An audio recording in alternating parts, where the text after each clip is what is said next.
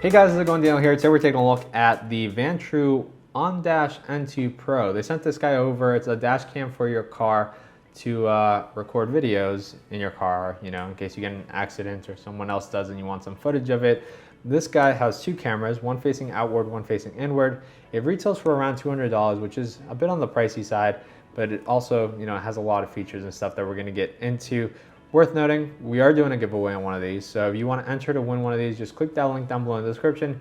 You'll be entered immediately. You don't have to subscribe or anything like that, so just enter and you can win it, and whoever wins it, it's yours, and enjoy that camera. So I did already install it. It was very easy to install. You essentially just run a cable through your car and hide it, and then connect it to the cigarette lighter, and you're good to go. It's that simple. It depends on, you know, everything's going to be different for every car out there, and it's always as easy as just looking at where you want to put that cable and just push really hard. You can use anything really to push that cable into the plastics of the inside of the car.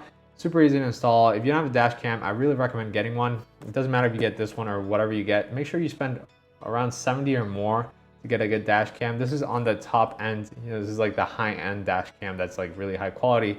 It comes in the box with a little suction cup mount, which is like custom to this one because I've never seen a suction mount quite as like high quality as this one. This one really pressed onto the windshield and it's stuck on there like really dang good. This is way better than your average suction mount you would find at like Five Below or something like that. It works really well. The camera attaches to that, and then you of course have to buy a micro SD card, and this goes up higher than a lot of other cameras out there. I know I put a 64 gigabyte micro SD card in here. And yeah, it records the front and the back, so you can see the inside cabin. You've seen a lot of videos with like Uber drivers showing what people are doing inside of their vehicles. They're probably using this camera right here, which records the inside and has like night vision and all of that. And we'll get into that and show you footage in a second. Now, essentially what I'm doing is I am recording the inside and the outside. I placed mine in a place where it doesn't quite get the whole inside of my vehicle, but it's because I don't really mind it not getting the whole inside of my vehicle. I prefer, or I prioritize it not being visible to me when I'm driving. I just don't want to see the camera at all.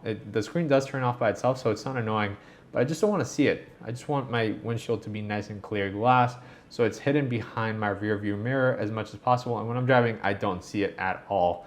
Even though it still does get me a little bit with the camera because that lens kind of pops out underneath that rear view mirror. And it's actually almost set up kind of, not really, but how they have it in this picture right there. I don't know if you can see that.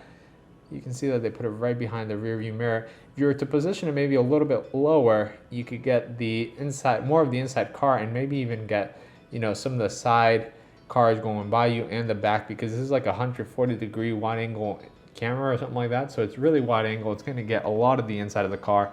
That's really cool. I mean, ultimately, you know, it's up to you about how much you want to spend on a camera. I think for $200, this is a solid camera and it's going to last a long time. This one actually has a lot of real reviews and people that have tested this and have recommended this as one of the best dash cams out there. So definitely don't chimp out too much on the camera. Spend a little bit, about $80 or $90 or so. And whenever you read those reviews for $50 cameras on Amazon, make sure you read those reviews real good. You'll notice that there are a lot of fake ones on there, so don't trust that. All right, guys, so this is an audio test here in the car. You know, just so you can hear the ambient sound, the road noise. Here we do have no real engine noise because I'm in an EV, so that's, you know, out of the equation here. One of the things to you know, keep in mind with audio is that it's good whenever you see something happen or anything. If you can, you know, say the license plate out loud. So here to my left, there's a red car there, and obviously the video isn't capturing it, but I am, you know, seeing the license plate, so I can just call it out like HZK7967 and have that on video. That's what you might care. Of course, just in general, if there's people talking inside, you want to record that audio as well. This is a video quality test as well, so you guys can see how the cabin is being recorded. If the camera, as I mentioned, would be a little bit lower, I would be able to record maybe more of the cabin. However, I prefer it there because I don't have to really see it here. All I see is my rear view mirror, and I know the camera is behind the rear view mirror. Another thing to note is that I am recording in 1920 by 1080. In the next video, when I cut, I'm going to switch to just the single front-facing camera at 1440p. Handbrake, seat belt, and now let me go ahead and switch to 1440p. All right, so there we go. We switched it to 1440p. We'll be, I'll be checking if there's much of a difference.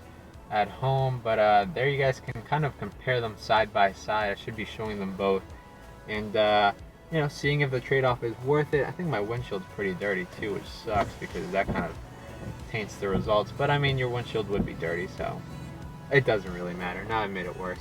And yeah, so that is the video and audio quality test of the Vantrue itself. Alright, but yeah guys, that's pretty much it for this video. This was the Vantrue N2 Pro dash cam. Thanks to them for sending this out to check out and for providing one to give away to one of you guys. So again, links down below in the description. If it says that the giveaway ended, it's ended. But if you know the link's just still there, just go ahead and click it and enter to win this. It's a $200 dash cam. Why not? But yeah, thanks for watching this video. I'll catch you guys in the next one. Goodbye.